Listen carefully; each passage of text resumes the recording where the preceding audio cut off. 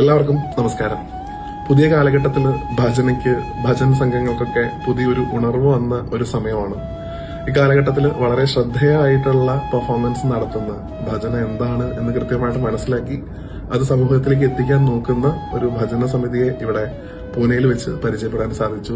നാദോപാസന ഭജന സമിതി എന്നാണ് അതിന്റെ പേര്. അപ്പൊ വളരെയധികം നല്ല പെർഫോമൻസ് ആണ് അവർ നടത്തുന്നത്. അവരുടെ കുറെ വീഡിയോസ് ഒക്കെ കാണാൻ പറ്റി. വളരെ ഭംഗിയായിട്ട് തന്നെ ഭജനയെ മനസ്സിലാക്കി പെർഫോം ചെയ്യാൻ അവർക്ക് സാധിക്കുന്നുണ്ട്. ഭഗവാന്റെ നാമങ്ങൾ സമൂഹത്തിലേക്ക് എത്തിക്കാൻ അവർക്ക് സാധിക്കുന്നുണ്ട്.